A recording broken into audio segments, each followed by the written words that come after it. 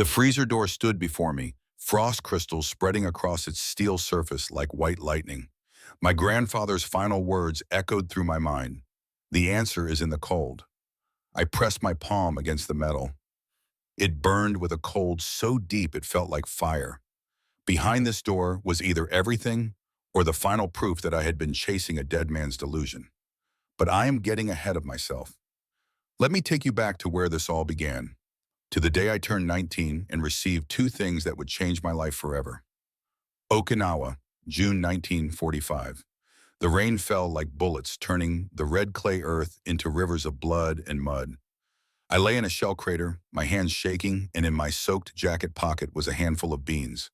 The old Japanese farmer had pressed them into my palm before he died, his eyes pleading even as the light left them. Inochi, he whispered. Life. I did not understand why then. I would not understand for 60 years. But those seeds, those tiny promises of tomorrow, would become the price of my salvation and the weight of my damnation. I found these words in my grandfather's war journal, written in handwriting that trembled with age and guilt. I was sitting on a Greyhound bus at 2 in the morning, somewhere between Chicago and the Nebraska border, when I first read them. The bus smelled of diesel fumes and recycled air. Outside the window, America scrolled past in darkness. Cities gave way to suburbs. Suburbs dissolved into farmland. And I, Ethan Miller, 19 years old and alone in the world, was running toward a mystery I did not yet understand. My name is Ethan Miller. 3 days ago, I aged out of the foster care system. 3 days ago, I sat in a gray office in Chicago while a woman named Maria Vasquez, a caseworker with kind eyes and too many files on her desk, slid a large manila envelope across the table toward me. Happy birthday, Ethan, she said. Her voice carried the particular exhaustion of someone who had said goodbye to too many kids like me. This is from your grandfather's attorney. Instructions were very specific. You were only to receive it on your 18th birthday. I stared at the envelope. My grandfather had been dead for 3 years. Samuel Miller, Marine Corps veteran, botanist, the man who raised me from age 10 to 16 after my parents died in a car accident that I still could not think about without my chest tightening. For 6 years, we lived in a small apartment that smelled of soil and coffee, its balcony overflowing with plants whose names he taught me in Latin. Then he got sick. Everything fell apart so quickly it felt like drowning. The apartment was lost. His belongings were sold to pay debts I did not understand. And I was handed over to a system that saw me as a case number, not a person. Maria watched as I opened the envelope with fingers that would not stop trembling. Inside was a heavy brass key, old-fashioned and solid.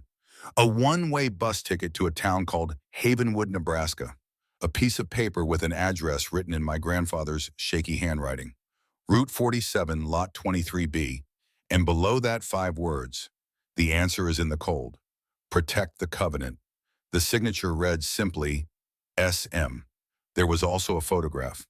Black and white, the edges worn soft with age.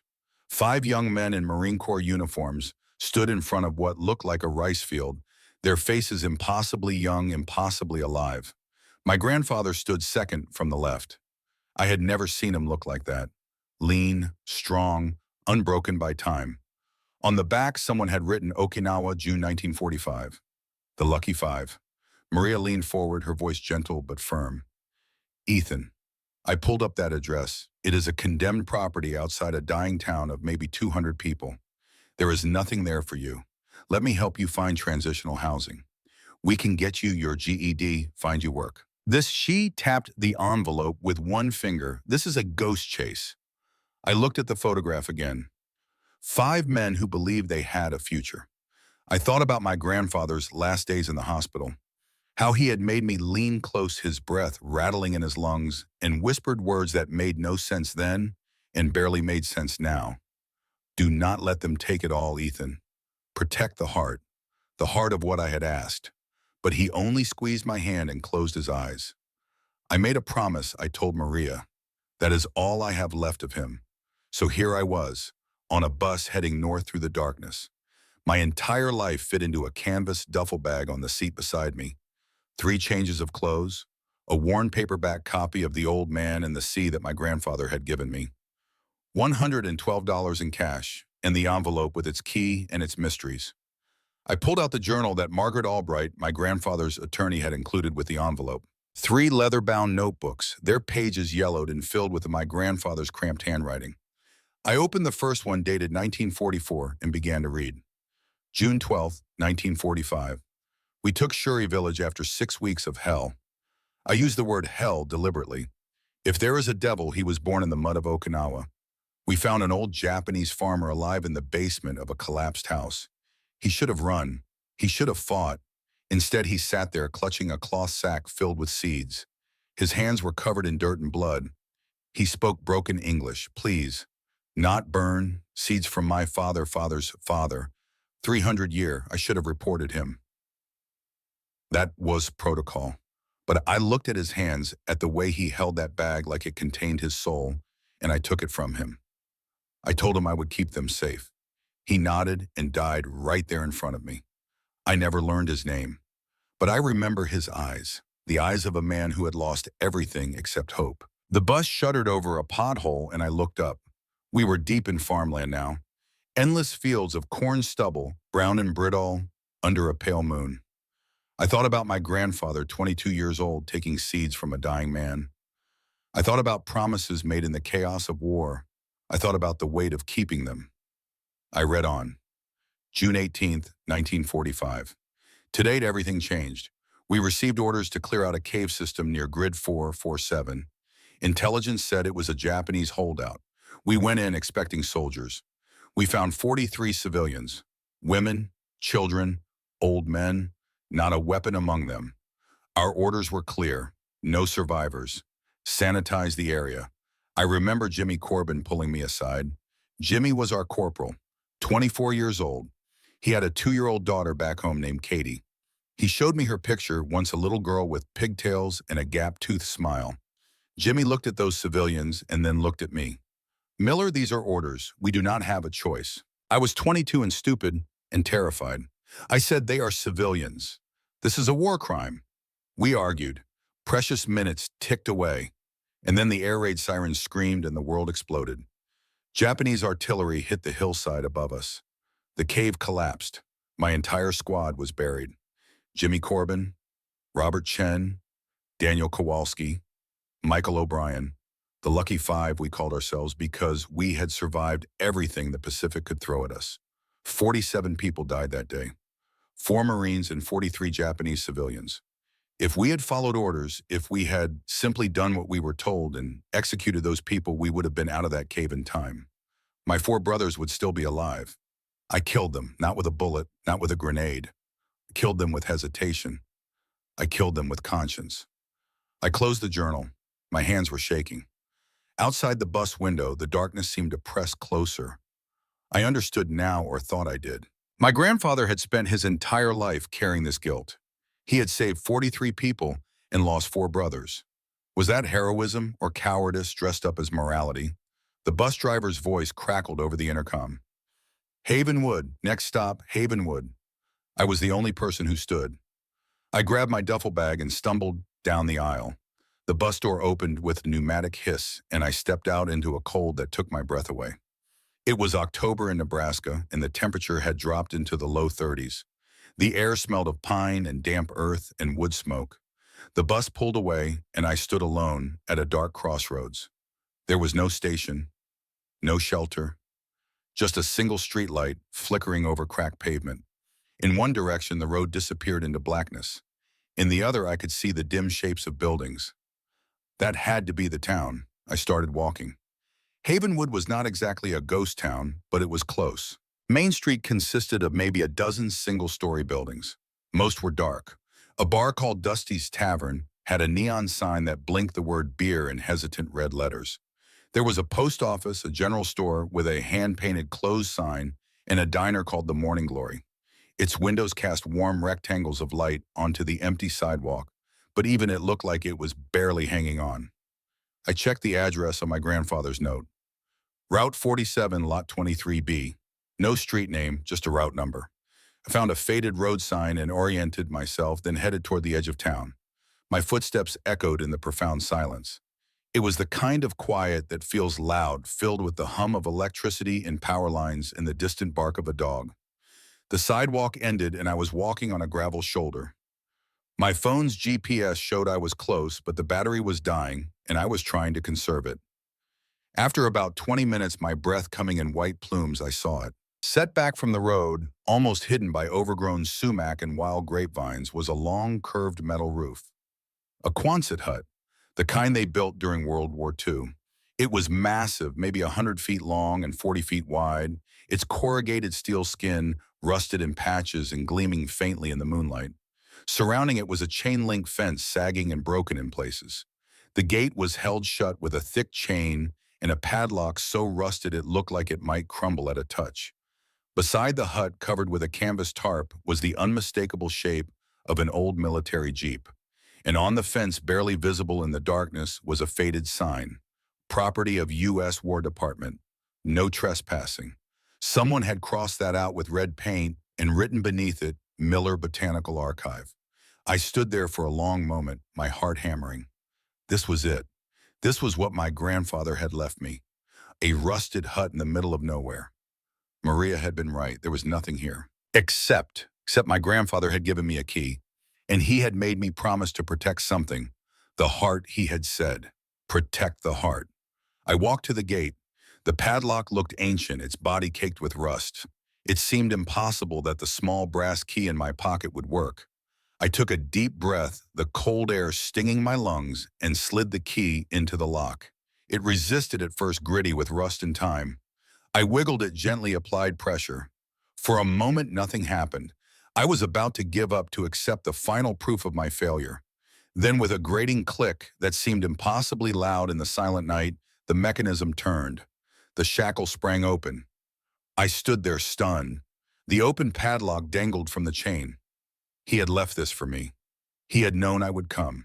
He had trusted that I would find my way here across state lines in years of abandonment. Something broke open inside my chest.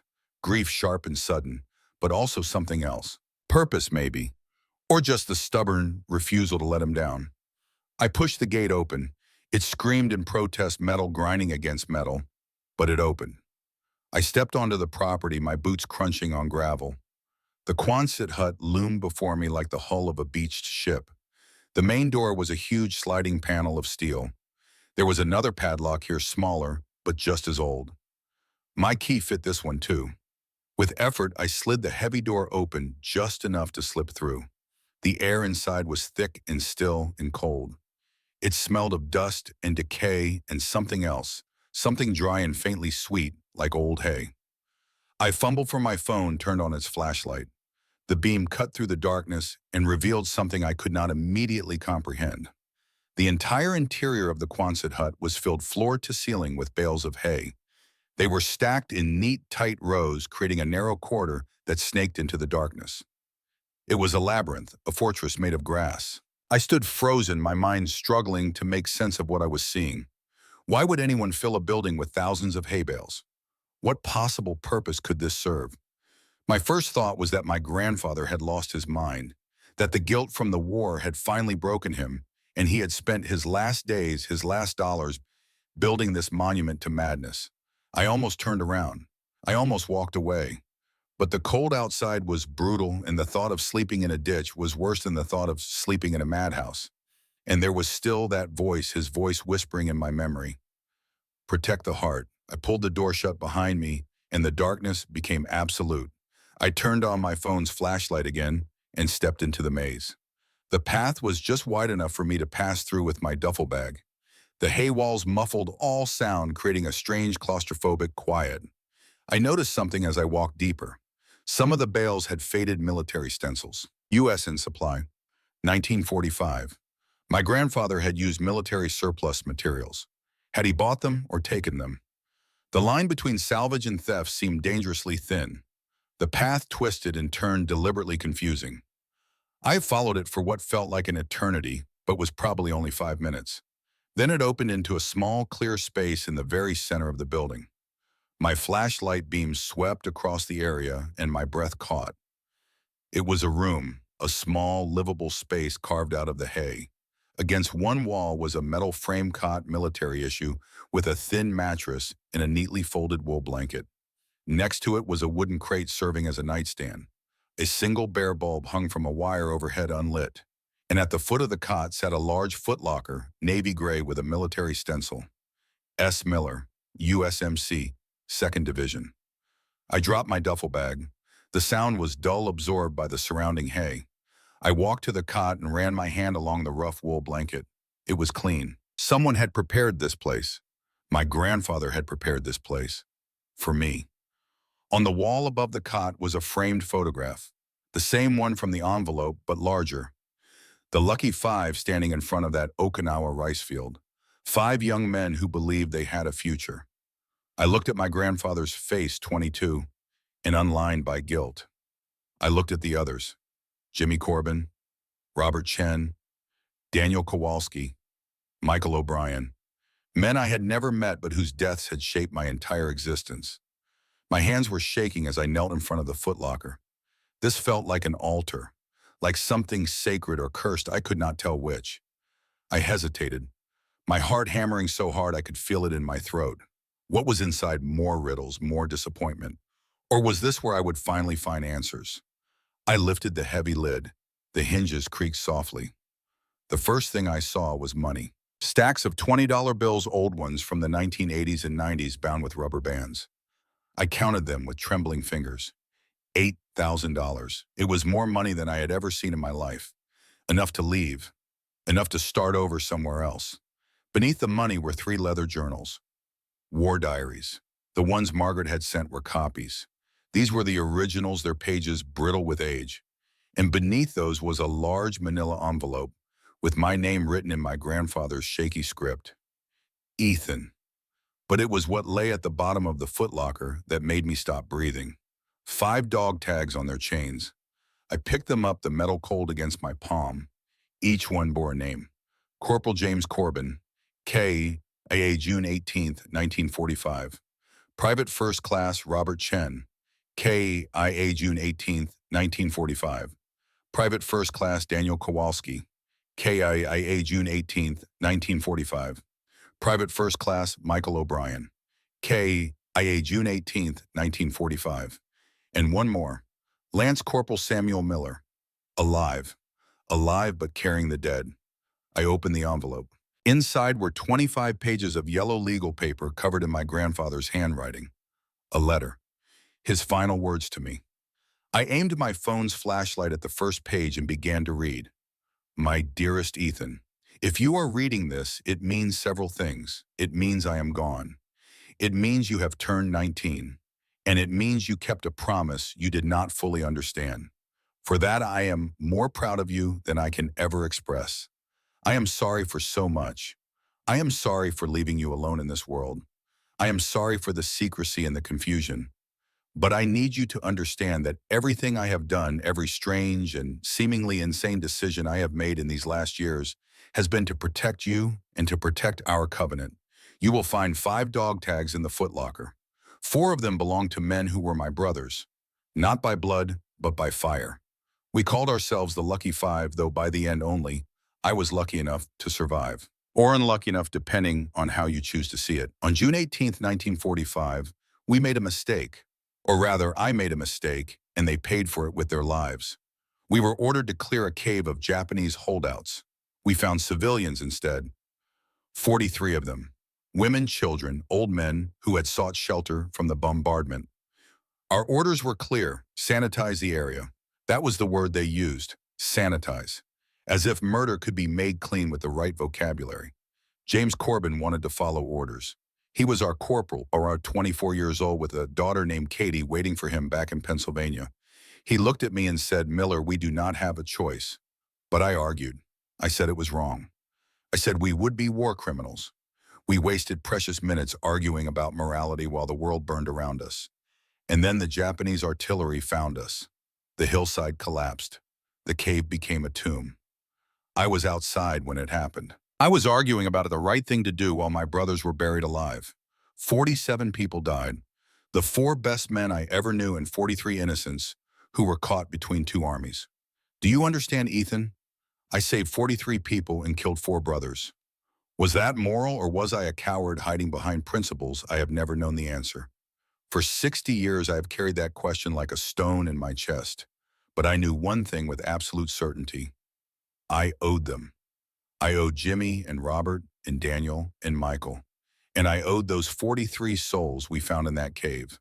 So I made a covenant, a promise I would spend the rest of my life preserving what war destroys. I would collect seeds from the places war had ravaged. I would build a library of life from the ashes of death. I went back to Okinawa in 1946 after my discharge. I found the villages that had been destroyed. I found the families of the dead. I gave them money. I asked for their forgiveness. And I asked for their seeds, the seeds their grandparents had saved, the seeds that carried 300 years of memory. They gave them to me. Not all of them. Some cursed me and told me to leave. But others, the ones who had lost everything and somehow found it in their hearts to forgive, they gave me their most precious possessions. Seeds of rice and sweet potato and soybean and flowers. Seeds that represented continuity, hope, life after death. For 60 years I have traveled. Japan, Okinawa, Korea, Vietnam, Cambodia. Every place where war has burned the earth, I have gone and collected seeds. I have built an archive, a frozen library, 342 varieties, each one a story, each story a soul. This is the covenant, Ethan, not money, not land, but life. The preservation of life in the face of destruction. The promise that even from the darkest war, something beautiful can grow. And now this covenant belongs to you. I stopped reading. My vision was blurred with tears. I had not realized I was crying. I looked around the small room at the hay walls that suddenly made sense.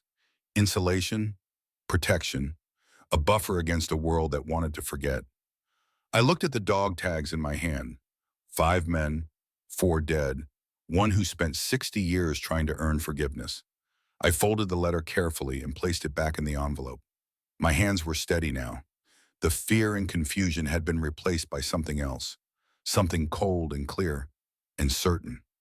I understood. The money in the footlocker was a choice, an escape route. I could take it and leave, build a new life somewhere far from this rusted hut and its burden of memory. No one would blame me, or I could stay.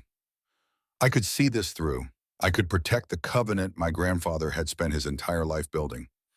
It was not really a choice at all. I lay down on the cot and pulled the rough wool blanket over me. I did not turn off the flashlight.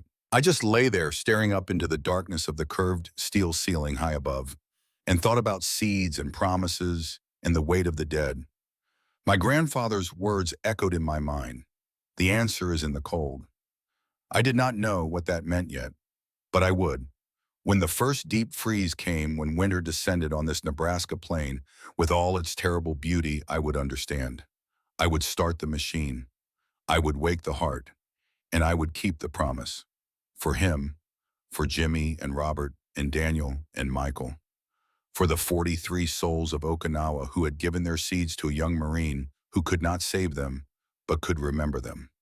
I closed my eyes and let sleep take me there, in the center of the labyrinth, surrounded by walls of hay and the ghosts of a war that had ended before I was born, but whose echoes would shape everything I would become. Morning came with a sliver of gray light filtering down from the skylights set into the curved roof of the Quonset hut. I woke disoriented, my breath visible in the frigid air. For a moment, I forgot where I was. Then I saw the hay walls, the footlocker, the photograph of 5 young Marines, and it all came rushing back. I dressed quickly, pulling on every layer I owned. My body ached from sleeping on the thin military cot, but it was a good ache. The kind that reminded you that you were alive and had work to do. I ate a stale protein bar from my bag and drank from my water bottle. Then I took $1,000 from the footlocker, stuffed it into my jacket pocket, and made my way back through the hay maze to the main door. Sliding the heavy steel panel open, I was hit by brilliant morning light. The world looked different than it had in the darkness. The property was overgrown with weeds and littered with rusted equipment, but the sky above was a vast, heartbreaking blue. In the distance, I could see the town of Havenwood nestled in the valley, a thin plume of wood smoke rising from someone's chimney. I locked the hut behind me and started the walk into town. The Morning Glory Diner sat on Main Street like a survivor from another era. Its windows were fogged with condensation, and through them I could see a handful of old men sitting at the counter nursing mugs of coffee. A bell jangled as I pushed through the door. The warmth hit me like a physical thing, and the smell of bacon and coffee made my stomach clench with hunger. A waitress looked up from behind the counter. She was maybe 50, with graying hair pulled back in a ponytail and eyes that had seen enough of life to be kind without being naive. Her name tag read Brenda. "Sit anywhere you like, Han," she said. I slid into a corner booth. Brenda brought me a laminated menu and a mug of coffee without asking. I ordered pancakes, bacon, eggs, and hash browns. When the food came, I ate like a man who'd been starving for days, which was not far from the truth. Brenda refilled my coffee and studied me with open curiosity. "You are not from around here," she said. It was not a question. "No, ma'am," I said, "just passing through." She tilted her head. "You are staying out at the old Miller place, are you not? You look just like him. Same eyes, same way of holding yourself like you are carrying something heavy." I looked up at her surprised. "You knew my grandfather?" Her face softened. "Sam Miller was a good man, quiet but good. This town has a short memory for most things, but not for kindness. Your grandfather saved Walt Carver's store from bankruptcy back in 2008. Gave Walt $5,000, would not take a penny of interest. You know what Sam told Walt?" She leaned against the table. "He said, 'I owe someone a debt I can never repay. Now I am passing that debt to you. One day you help someone else.'" I felt my throat tighten. "That sounds like him." Brenda patted my shoulder. "You need anything while you are here, you just ask. We take care of our own in Havenwood, and you are Sam's blood. That makes you ours." I paid for my meal with a $20 bill from the Foot Locker and left Brenda a generous tip. The warmth of the food and coffee had spread through me, chasing away the bone-deep cold. My next stop was the general store. Walt Carver's general store was a cluttered monument to rural self-sufficiency. Aisles of canned goods, hardware, thermal underwear, and work gloves competed for space with fishing tackle and ammunition. Behind the counter stood a man in his early 70s, wiry and suspicious-eyed, with a Vietnam veteran's ball cap perched on his head. I loaded a cart with supplies. Canned soup, pasta, coffee, bread, jerky, batteries, a good headlamp to save my phone's battery, work gloves, and the warmest thermal underwear they had. When I brought everything to the counter, Walt rang it up in silence. The total came to just over $200. I pulled out my cash. Walt's eyes lingered on the old $20 bills series from the 1980s. His expression changed. "These are from Sam's stash, are they not?" "Yes, sir." Walt was quiet for a long moment. Then he did something I did not expect. He reached across the counter and pulled me into a rough embrace. "Your granddad saved my life, son," he said, his voice thick. "Not just the store. Me. I was going to eat a bullet in 2008. Lost everything in the crash. Sam showed up at my door with that money, and he looked me in the eye and told me some debts are paid forward, not back. He gave me a reason to keep going." Walt released me and wiped his eyes roughly. "Whatever you need while you are here, you take it.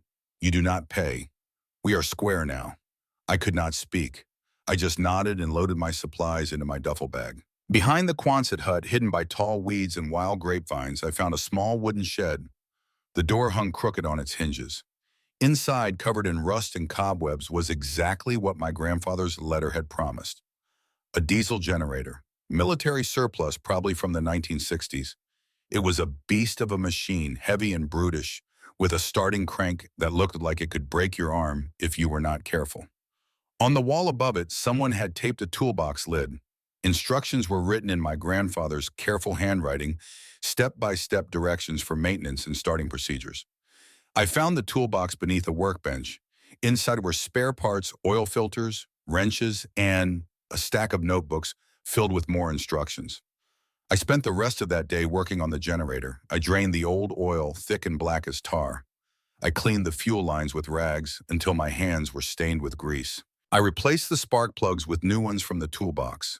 The work was hard, and my knuckles got scraped and bloody, but there was something meditative about it. Something that quieted the chaos in my mind. As I worked, I thought about my grandfather doing this same work. His hands touching these same tools. Building something that would outlast him. Preparing for a future he would never see. That evening, I read more of his journals by the light of my headlamp. March 15th, 1960. I met Jimmy Corbin's widow today. Her name is Patricia. She has a daughter, Katie, who is 17 now. Beautiful girl, Looks just like Jimmy. I gave Patricia an envelope with $200 and told her it was from a veterans fund. She does not know the fund is just me putting money aside every month from my salary at the university. Katie is going to college in the fall. Harvard. Full scholarship, but she will need money for books and living expenses. I will make sure she has it. Jimmy would have wanted that. Jimmy would have wanted his daughter to have every chance in the world. It is the least I can do. It is so much less than I owe. I closed the journal and sat in the darkness of my small room. My grandfather had spent decades quietly paying a debt that could never truly be repaid. Money to the families of the men who died. Money sent anonymously through shell companies and false funds so no one would know the source. So no one would ask questions. And somewhere in all those transactions, he had created a paper trail, a vulnerability that someone could exploit. On the 8th day, as I was hauling diesel fuel from the town's only gas station in 5-gallon cans that made my shoulders scream with pain, I saw a black Escalade with tinted windows pull up to the gate of the property. My blood went cold. I set down the fuel cans and watched from a distance as a woman got out of the SUV. She was in her late 50s, with sharp, intelligent eyes and graying hair pulled back in a severe bun. She wore a dark Panas suit that spoke of courtrooms and boardrooms. She stood at the gate looking at the new padlock I had installed, then at the Quonset hut. After a moment, she pulled out her phone. My phone buzzed in my pocket. Unknown number. I let it go to voicemail. A minute later, it buzzed again with a text message. Ethan, this is Margaret Albright. I was your grandfather's attorney. I know you are here. Please let us talk. I can help. I stood there for a long moment weighing options. My grandfather had said to trust no one, but he had also trusted this woman enough to give her his final letter to me. I walked out from behind the shed and approached the gate. Margaret Albright watched me come, her expression unreadable, but not unkind. When I was close enough, she spoke. Ethan Miller, you look like him. Same build. Same way of moving, like you are trying not to take up too much space in the world. How did you know I was here? I asked. I make it my business to know things, she said. I have been monitoring this property for 3 years, waiting for you to turn 19. When I saw the locks had been changed, I knew you had arrived. What do you want to warn you? She glanced back at her SUV, then at me. Genagro Corporation has filed a claim on this property. They are arguing that your grandfather owed them money from an unpaid loan dated 1985. The claim is for $340,000 with interest. My grandfather did not owe anyone anything. Margaret's expression was grim. The debt is real, Ethan, or at least real enough to hold up in court. The loan came from something called the Veterans Mutual Fund. Your grandfather borrowed $50,000 in 1985. He never paid it back. 2 years ago, Genagro acquired the assets of Veterans Mutual Fund. Now they want their money, and if you cannot pay, they will seize this property. I felt like I had been punched in the stomach. Why would my grandfather borrow money he could not repay? Margaret hesitated. Then she said, May I come in? There are things you need to understand, and I would rather not discuss them standing at a fence. I unlocked the gate and let her in. We did not go inside the hut. I did not want to show her the interior, yet did not want to reveal the labyrinth or the room at its heart. Instead, we stood by her truck, the cold wind whipping around us. She was direct, which I appreciated. Ethan, I need to be honest with you. I used to work for Genagro. I was their chief legal counsel for 15 years. I helped them acquire farms shut down, competitors file patents on genetic material they had no right to own. I was very good at my job, and it made me a lot of money. Then why are you helping me? Because your grandfather showed me something that changed my life. In 2010, he brought me out here. He showed me what was inside that building. He showed me seeds from Okinawa, from a village that my grandparents came from before the war. I am Japanese-American Ethan. My family lost everything in the internment camps. And here was this old Marine, this veteran who had fought against Japan, and he had saved seeds from my ancestors' village. He had preserved something my own family thought was lost forever. Her voice cracked slightly. I quit Genagro the next week. I opened my own practice. Small-town law, helping people instead of crushing them. Your grandfather asked me to be the executor of his estate, to make sure that when you were old enough, you would receive what he left for you. So here I am. What does Genagro want? I asked. They think your grandfather was hiding something valuable. They do not know what. Maybe gold, maybe classified military documents, maybe rare earth minerals in the soil. They have been trying to get access to this property for years. Your grandfather fought them in court until the day he died. Now they are coming after you. Can we win? Margaret looked at me for a long time. In court? Maybe. I can file counter motions, challenge the legitimacy of the debt, drag this out for months. But Gen Agro has resources we do not. They will send an assessor here within 3 or 4 weeks. If they find anything of value, they will escalate. We need to be ready. She handed me her business card. Call me when you are ready to fight, she said. Your grandfather set up a small trust with me, enough to cover fuel, food, legal fees. You do not have to use your own money. He thought of everything, Ethan. Every detail. As she drove away, I looked at the business card in my hand. Margaret Albright, attorney at law, and below that, a handwritten note. He was proud of you, even before you knew what you were protecting. The weather forecast came 3 days later. An Arctic blast was sweeping down from Canada. The meteorologists were calling it a polar vortex. Temperatures were predicted to drop to 22 degrees below zero, with wind chills approaching -40. The deep freeze was coming. I worked with frantic energy. I hauled the last of the diesel fuel and stocked my small room with enough food to last 2 weeks. I tested the generator again and again, each time feeling my heart lift as the engine caught and roared to life.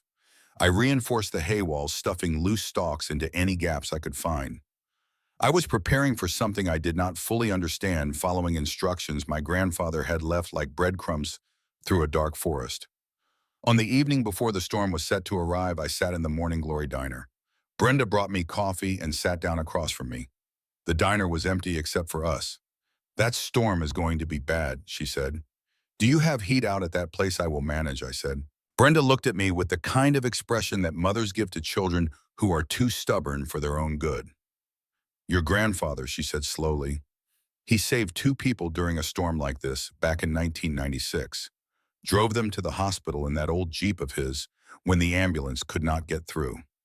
One of them was my sister. She had pneumonia. She would have died if Sam had not risked his life driving through a blizzard.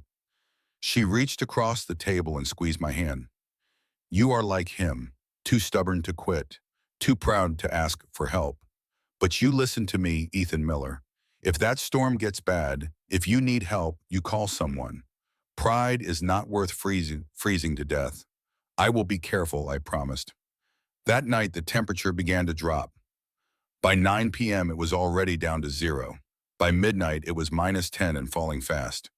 The wind howled around the Quonset hut like something alive and hungry. I dressed in every layer I owned, pulled on my work gloves, and walked out into the storm. The cold was unlike anything I had ever experienced. It did not just chill you, it attacked.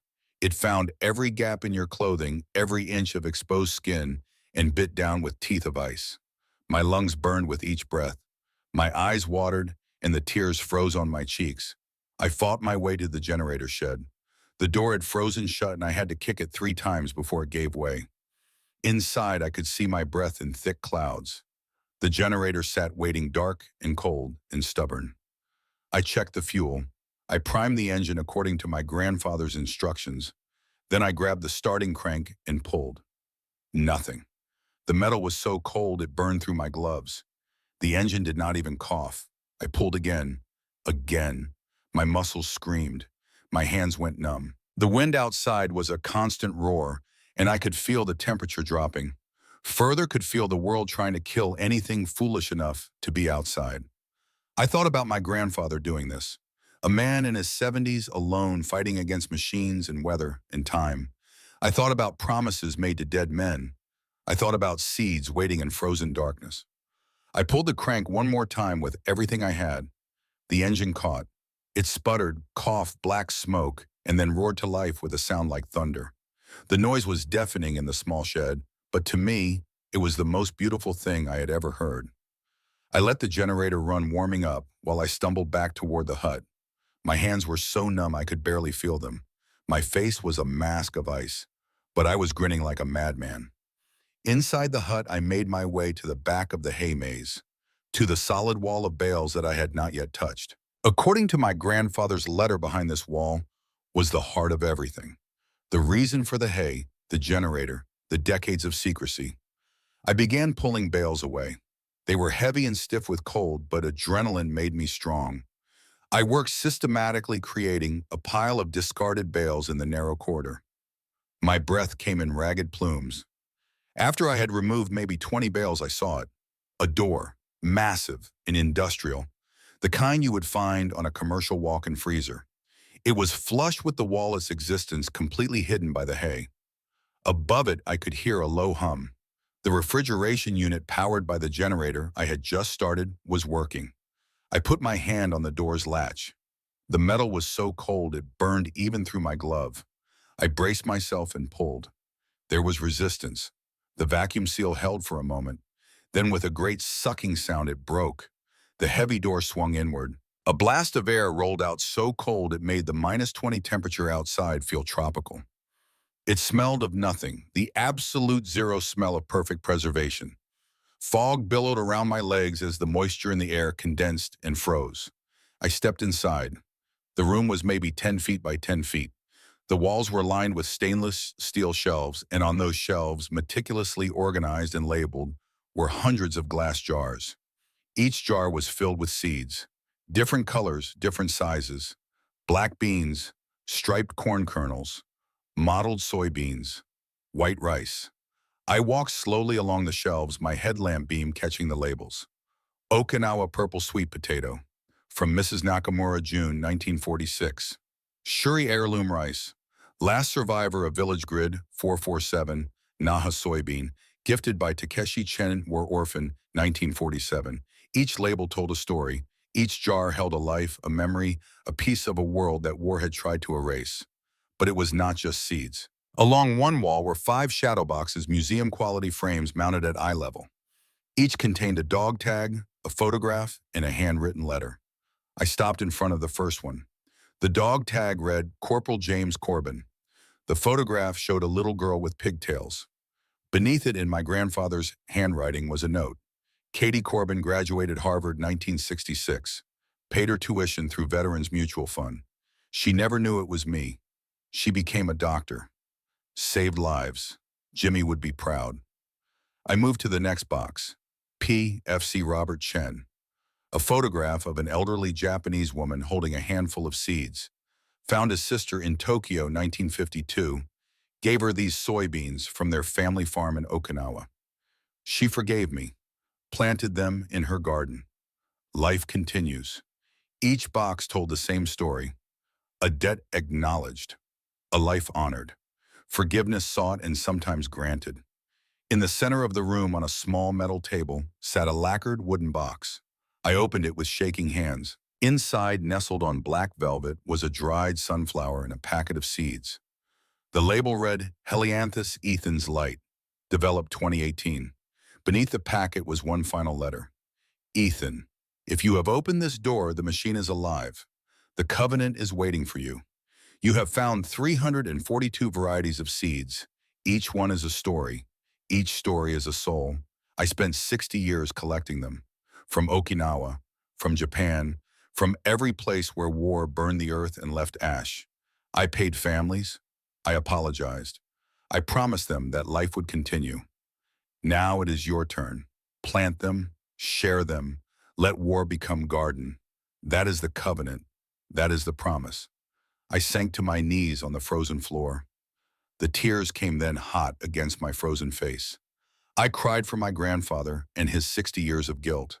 I cried for Jimmy Corbin and the 3 others who died in a cave. I cried for the 43 souls who gave their seeds to a young Marine. I cried for myself, for the loneliness and the uncertainty and the weight of carrying something so much bigger than one 19-year-old kid. But beneath the grief was something else, something hard and bright and unbreakable. Purpose. I understood now what my grandfather had been trying to tell me. The covenant was not about guilt. It was about transformation, taking the worst thing that had ever happened and turning it into something that gave life instead of taking it. I did not know how long I knelt there in that frozen room. But when I finally stood, I was different. I was no longer just Ethan Miller, orphan lost boy, case number in a file. I was the keeper of the covenant, the guardian of 342 stories. the protector of the heart. I sealed the freezer door and had made my way back through the hay maze to my small room. The generator hummed steadily outside. The single bulb overhead glowed with warm light. I pulled out my phone and called Margaret Albright. She answered on the second ring. "Ethan, are you all right? I am ready to fight," I said. "Whatever it takes, I am not letting them have this." There was a pause. Then Margaret said quietly, "Good. I was hoping you would say that. We have a lot of work to do." That night, as the polar vortex raged outside and the temperature dropped to depths that could kill an unprepared person in minutes, I lay on my cot and thought about what came next. Gen Agro would send their assessor. They would try to take this place. They would try to turn my grandfather's covenant into profit. But I would not let them. I could not. Too many people had sacrificed too much for me to fail now. The answer is in the cold, my grandfather had written. And I understood. The cold preserved. The cold protected. The cold kept the covenant alive through decades of waiting. Now it was my turn to protect it. My turn to keep the promise. My turn to prove that from the darkness of war, life could still bloom. I closed my eyes and let sleep take me ready for whatever battle came next. The black Escalade appeared 3 weeks after I opened the freezer. I was working in the generator shed replacing a fuel filter when I heard the crunch of tires on gravel. My hands stilled on the wrench. Through the gap in the shed door, I watched as the SUV pulled up to the gate and a man stepped out. He was in his early 60s, silver-haired, and wearing a suit that probably cost more than everything I own. He moved with the confidence of someone who had never been told no and believed it. Even from a distance, I could see the resemblance. The set of his growl, the way he stood. He looked like the photograph of the young Marine in the Quonset hut. He looked like Jimmy Corbin. I set down the wrench and walked out to meet him. The man stood at the gate studying the property with eyes that cataloged everything and missed nothing. When he saw me approaching, his expression shifted to something that might have been surprise or recognition, or both. "Ethan Miller," he said. His voice was smooth, cultivated the voice of boardrooms and power lunches. "My name is James Corbin. I am the CEO of Gen Agro Corporation. I think it is time we had a conversation." I stopped on the other side of the gate. "Mr. Corbin, your lawyer has already made your position clear. This property belongs to me. Legally speaking, that is disputed." He pulled out his phone and showed me a document. "According to our records, Samuel Miller borrowed $50,000 from Veterans Mutual Fund in 1985. With interest compounded over 40 years, the debt now stands at $340,000. My company acquired the assets of Veterans Mutual Fund, which means we acquired that debt. Your grandfather never paid it back. My grandfather did not borrow money he could not repay." Corbin's smile was cold. "The paperwork says otherwise. But I am not here to argue legal technicalities. I am here to make you an offer. $750,000 for this property and everything in it. Cash. You walk away rich. You start your life with more money than most people see in a lifetime. What makes you think there is anything valuable here?" His eyes narrowed slightly. "Your grandfather spent 40 years protecting this place. He fought multiple legal battles to keep it.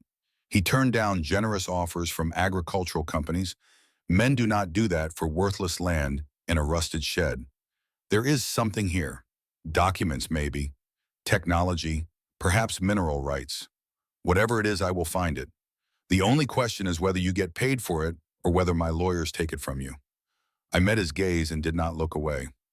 "I am not selling." Corbin's expression hardened. "You are making a mistake. I have 200 lawyers, Mr. Miller. You have what a small-town attorney and a dream. I will bury you in motions and counter-motions. I will drag this through court for years, and in the end I will win because I always win. Then I guess we will see each other in court." He stared at me for a long moment. Then he got back in his Escalade and drove away, leaving a cloud of dust and the certainty that this was far from over. I called Margaret immediately. She answered on the first ring. "He came," I said. "James Corbin, Jr. He offered me $750,000. Did you take it?" "No." There was a pause, then a sound that might have been relief or approval or both. "Good, because I need to tell you something about that debt. I have been digging into the Veterans Mutual Fund. Your grandfather created it in 1963 as a way to anonymously send money to the families of the men who died in Okinawa. He was essentially lending money to himself, creating a paper trail that would allow him to funnel cash to Jimmy Corbin's daughter, to Robert Chen's sister, to the others. It was brilliant and probably illegal and completely motivated by guilt. So the debt is real. Technically, yes. But here is where it gets interesting. When your grandfather died, the fund was bought by a shell company. That shell company was later acquired by Genagro, which means James Corbin Jr., son of the man your grandfather was trying to help, now owns the debt created by your grandfather's attempt to take care of Corbin's family. The irony is almost painful. Does Corbin know Margaret was quiet? I do not think so. I do not think he knows anything about his father's connection to Samuel. If he did, this conversation would be very different. What do? We go public, Margaret said. We tell the story before Genagro can control the narrative. We make this about what it really is. A covenant, a promise kept across generations. We make James Corbin Jr. see his father's face in this fight. Over the next 2 weeks, Margaret orchestrated a campaign that felt simultaneously too small and too audacious. She contacted local newspapers, farm radio stations, anyone who would listen. She framed the story carefully. Local teen protects grandfather's agricultural heritage from corporate takeover. She did not mention the war. Not yet. That was a card we were holding close. The response was smaller than I hoped, but bigger than I expected. A reporter from the Omaha paper drove out to interview me. A farm radio host dedicated 15 minutes to discussing heirloom seed preservation and the threat of genetic monopolies. People started showing up at the Morning Glory Diner, asking about me, about my grandfather, about the seeds. Walt at the general store put up a handwritten sign in his window. Support local heritage. Support Ethan Miller. Brenda started a donation jar at the diner. Within a week, it held $300 in crumpled bills and loose change. Pastor Gaines from the Havenwood Community Church offered me the use of the church basement for storage or meetings or whatever I needed. It was not much, but it was something. It was people choosing to stand with me against something bigger and richer and more powerful. It was proof that my grandfather's kindness had planted seeds that were still growing. Then 2 days before Christmas, Genagro made their move. Margaret called me at 6 in the morning, her voice tight with controlled anger. They filed an emergency injunction. They are claiming you have no legal standing to inherit because the property was held in a trust that was improperly executed. They are demanding immediate seizure pending a full audit. Can they do that? They are doing it. We have a court date January 15th. That gives us 3 weeks to build a defense. What do we need?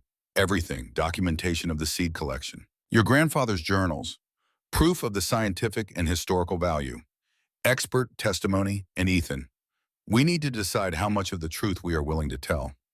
I thought about the 5 shadow boxes in the freezer, the dog tags, the letters, the story of 43 souls and 4 dead Marines and 1 man who spent 60 years trying to earn forgiveness. All of it, I said. We tell all of it. Margaret was quiet for a moment. That will destroy your grandfather's reputation. People will call him a coward. They will say he abandoned his men, or they will understand. They will see a man who made an impossible choice and spent his whole life trying to make it right. Margaret exhaled slowly. Okay, then we do this the hard way. We go to war. The week between Christmas and New Year passed in a blur of preparation. Margaret brought me boxes of my grandfather's research, botanical journals, correspondence with seed banks and universities, photographs of the collection. I spent hours each day photographing every jar in the freezer, documenting varieties and origins, building an inventory that proved this was not just a hobby, but an archive of incalculable scientific value. She arranged for expert witnesses, a botanist from the University of Nebraska who specialized in heirloom varieties, a historian who studied agricultural practices in post-war Okinawa, a seed bank curator from California who provided an affidavit stating that several of the varieties in my grandfather's collection were believed to be extinct in the wild. And every night I read more of my grandfather's journals, piecing together the full story of his 60-year mission. On New Year's Eve, I sat in the church basement with Margaret going over our strategy for the court hearing. Outside, the town was quiet. No fireworks, no parties, just the cold stars and the sleeping fields. Margaret looked exhausted. We have a chance, she said. Not a great chance, but a chance. If we can prove the scientific value, if we can show that this is a legitimate archive, And not just a hoarder's delusion, we might be able to argue for preservation status, cultural heritage protection. What about Corbin? That is the wild card. She tapped her pen against her legal pad. I have been researching him. James Corbin Jr. built Gen Agro from almost nothing. His father died when he was 3 years old. All he had was a $10,000 life insurance payout and his mother's determination. He used that money to put himself through business school, built an empire. Everything he has done has been to honor his father's memory. So he is not a villain. Number. He is a son who never knew his father trying to build something worthy of the sacrifice. That makes him dangerous in a different way. He is not doing this for money. He is doing it for legacy. Then we show him the legacy his father really left. Margaret looked at me. Are you sure once we do this, there is no taking it back? I am sure. The Havenwood Courthouse was a small brick building that also served as the town hall and community center. On January 15th, the courtroom was packed. Every seat filled, people standing along the back wall. I recognized faces from the diner from the general store. Walt was there in a suit that looked like it had not been worn since his wedding. Brenda sat in the front row, her hands folded in her lap like she was praying. And in the back, separated from everyone else, sat James Corbin Jr. The judge was a woman in her 60s named Patricia Brennan. She had the weathered face of someone who had spent a lifetime in rural courtrooms dealing with farm disputes and family arguments. She looked at the packed gallery with something like surprise. This is quite a turnout for a property dispute, she observed. Gen Agro's lawyer stood. A man in an expensive suit with the predatory confidence of someone who won cases for a living. Your Honor, this is a simple matter. Samuel Miller borrowed money he did not repay. The debt is documented. The property should be seized to satisfy that debt. The defendant has no legal standing. Margaret stood. Your Honor, this is not a simple debt collection. This is an attempt by a corporation to seize a scientific archive of international importance under the guise of a questionable loan. The lawyer smirked. Scientific archive. Your Honor, we have reason to believe the defendant's grandfather was suffering from dementia in his final years. The so-called archive is likely nothing more than bags of random seeds in a freezer. Margaret turned to me and nodded. I stood, my heart hammering. Your Honor, I said, my voice steadier than I expected. May I present evidence? Judge Brennan gestured permission. I walked to the front of the courtroom carrying a box. Inside were my grandfather's journals, the inventory I had created, letters from universities, and photographs of the freezer's contents. I began laying them out on the evidence table, but then I did something Margaret and I had discussed but not finalized. I pulled out the 5 shadow boxes I had carefully removed from the freezer. I set them up along the railing where everyone could see them. 5 dog tags, 5 photographs, 5 stories. My grandfather Samuel Miller was a Marine in World War II, I said. He fought in Okinawa. On June 18, 1945, his squad was ordered to clear a cave of enemy combatants. They found 43 civilians instead. Women, children, old men seeking shelter from the bombardment. The courtroom was absolutely silent. My grandfather refused to follow the order to execute them. He argued with his corporal, a man named James Corbin. They wasted precious time debating right and wrong while Japanese artillery zeroed in on their position. The cave collapsed. 4 Marines died. Corporal James Corbin, PFC Robert Chen, PFC Daniel Kowalski, PFC Michael O'Brien. My grandfather was the only survivor. I looked directly at James Corbin Jr. His face had gone pale. He spent 60 years believing he had killed his brothers by hesitating. 60 years trying to make amends. He collected seeds from the places war destroyed. He paid the families of the dead. He created the Veterans Mutual Fund to anonymously support the daughter of the man he thought he had killed. Katie Corbin, your mother. Mr. Corbin. James Corbin Jr. stood abruptly. His hands gripped the back of the bench in front of him. My grandfather's debt to your company is actually a debt he created to himself so he could help your family without you knowing. He paid for your mother's education at Harvard. He sent money every month for 20 years. The $10,000 in life insurance your father left, your grandfather turned it into hundreds of thousands through his guilt and his love. I pulled out a letter from one of the shadow boxes and held it up. This is a letter your father wrote the night before he died. It was never mailed. Margaret had it authenticated last week. Would you like to read it? James Corbin Jr. walked down the aisle like a man in a dream. He took the letter with shaking hands. I watched his eyes move across the words his father had written 80 years ago, watched his face crumple, watched tears spill down his cheeks. He looked up at me. I never knew, he whispered. I built everything to honor him, and I never knew who he really was. The courtroom was silent except for muted crying. Even Jen Agro's lawyer seemed at a loss. Judge Brennan cleared her throat. Mr. Corbin, does your company wish to continue with this suit? James Corbin Jr. shook his head. He could not seem to speak. Finally, he managed, no, Your Honor. We withdraw all claims, completely and permanently. He turned to me, still holding his father's letter. I am sorry. I am so deeply sorry. Your grandfather spent his life honoring my father, and I almost destroyed everything he built. Judge Brennan banged her gavel. Case dismissed. Mr. Miller retains full ownership of the property. The courtroom erupted. People were cheering, hugging, crying. Walt pulled me into a bear hug that nearly cracked my ribs. Brenda was openly weeping. Margaret stood off to the side, allowing herself a small smile of victory.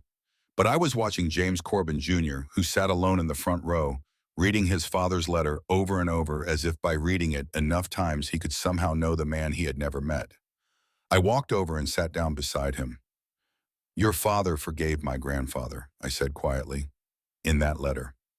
He said my grandfather had a conscience, and that was rare and valuable. Corbin looked at me with red-rimmed eyes. I spent 40 years building Jenna Grow to honor a man I never knew. I thought he would want me to be successful. Rich, powerful, maybe I said. Or maybe he just wanted you to be good.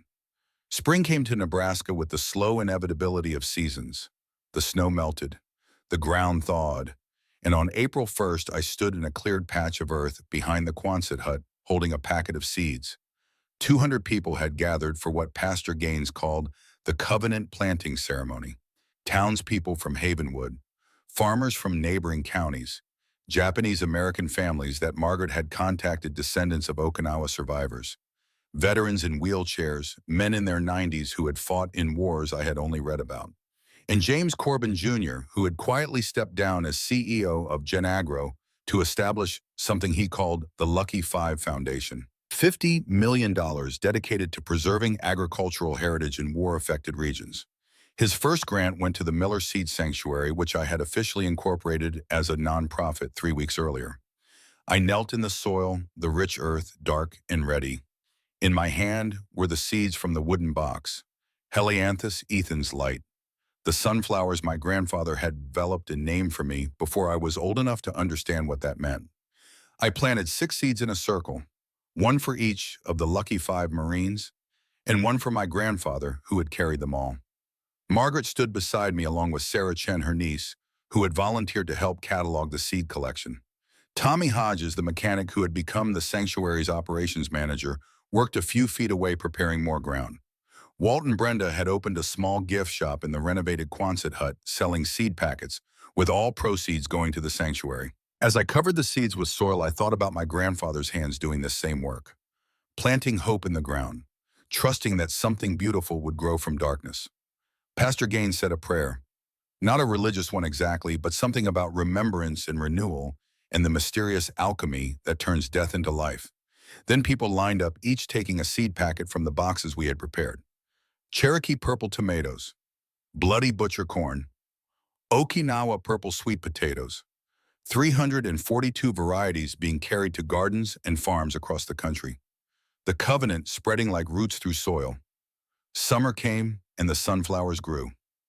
They grew taller than I expected, reaching 12 feet, their massive heads tracking the sun across the sky. Ethan's light people started calling them. Tourists began stopping on Highway 47 to take photographs. Children ran through the rows. Veterans came and stood among them, silent and remembering. On August 15th, the anniversary of Japan's surrender in World War II, we held what would become an annual day of remembrance. 500 people attended, more Japanese dignitaries, more veterans, more families. An old man approached me that day. He was maybe 98, bent with age, but his eyes were sharp. He wore a cap that identified him as an Okinawa survivor. "Son," he said, his voice thin but steady, "I fought on that island, lost friends there. I thought war only left scars. But you have shown me something different. You have shown me that war also leaves seeds, and if we are brave enough to plant them, they can heal." He placed a small cloth bag in my hands. Inside were seeds, rice seeds ancient and precious. "From my family's farm," he said, "before the war. We thought they were mushed, but my sister had saved some, hidden them through the occupation, through the rebuilding. She died last year. These are the last. I want them to be part of your collection, part of the covenant." I accepted the seeds with reverence. They would go in the freezer labeled and honored. Story number 343. That evening, as the sun set over the sunflower field, I walked among the towering stalks. The golden petals glowed in the dying light. Bees moved from flower to flower, doing the ancient work of pollination, ensuring another generation of seeds. I thought about the question my grandfather had asked himself for 60 years. Did I save 43 people or kill 4 brothers? I finally understood that it was not an either-or question. It was both. He had made a choice in an impossible moment, and then he had spent his life transforming that choice into something that gave life instead of taking it. That was the covenant, not the absence of guilt, but its transformation. Not the erasure of the past, but its redemption through the future. I pulled out my phone and recorded a video, something I had started doing as a way to document the sanctuary's growth. But this one was different. This one was personal. "Grandfather," I said to the camera, to the ghost, to the memory I understand now. The answer was in the cold, because cold preserves. It keeps things alive when everything else wants them to die. You preserve these seeds through decades of darkness, waiting for the right moment to plant them. I paused, gathering my thoughts. You asked me to protect the heart. I thought that meant the freezer, the seeds, the collection. But I was wrong. The heart is not a thing. It is a promise. The promise that even from the worst moments, even from the darkest wars, life can bloom if someone is brave enough to tend it. I am tending it, grandfather. The covenant lives, and it is growing. I ended the recording and put my phone away. In the distance, I could see the Quonset hut, its renovated exterior gleaming. The sign we had erected read, "Miller Seed Sanctuary, the Covenant Garden, established 2024, in memory of the Lucky 5 and the Okinawa 43. May life grow from war." Sarah was waiting for me at the sanctuary office, a stack of seed requests that had arrived in the mail. Over 100 packets would go out next week. To community gardens in Detroit, school programs in Oregon, small farmers in Vermont. The seeds were traveling, carrying their stories, planting hope in soil that had never known war but needed the memory of survival. James Corbin Jr. had sent a letter that morning. The Lucky 5 Foundation had funded 12 new seed preservation projects in Vietnam, Cambodia, Iraq, and Afghanistan. He was learning, he wrote, to honor his father not through conquest but through cultivation. Not by taking, but by giving. Tommy was closing up the gift shop. Walt and Brenda were counting the day's receipts. Margaret was on the phone with a university in Japan that wanted to partner with us on research. And I, Ethan Miller, 20 years old, orphan keeper of the covenant, stood among sunflowers taller than houses and felt something I had not felt since my parents died. I felt like I belonged. Not to a place, but to a purpose. Not to a building, but to a promise that stretched back through my grandfather to 5 Marines, to 43 souls, to seeds that remembered when the world was whole. The sun touched the horizon and the sunflowers turned their faces west, following the light even as darkness came. I thought about my grandfather's final words to me, the ones Margaret had delivered in a sealed envelope after the court case ended. "Grow something beautiful," he had written. That is all any of us can do. Take the broken pieces and make them into something that blooms. I had grown something beautiful. We all had. From frozen seeds and old guilt and the courage to tell the truth, we had grown a garden. From war, we had grown peace. From death, we had grown defiant, impossible, glorious life. The covenant was kept. The promise was honored. And every seed we sent into the world carried that message forward. That even in the coldest winter, even in the darkest war, even when everything seems lost, there are seeds waiting. Seeds that remember how to grow. Seeds that promise that spring will come again, and with it, the green and growing hope of life that refuses to surrender. I walked back to the sanctuary as stars began to appear overhead. Tomorrow I would plant more. Tomorrow I would send more packets into the world. Tomorrow I would continue the work. But tonight I allowed myself to simply stand in the garden my grandfather had dreamed and I had made real and feel the weight of the covenant not as a burden, but as a gift. The answer was in the cold. But the future, the beautiful, blooming, impossible future, was in the warmth of soil and sun and seeds breaking open to reach toward light. That was the covenant. That was the promise. That was the legacy I would carry forward, planting hope one seed at a time, until my own hands were too old to work the soil, and I passed these stories to whoever came after. The garden from war would keep growing, the frozen covenant would keep blooming, and life stubborn and beautiful and determined would continue.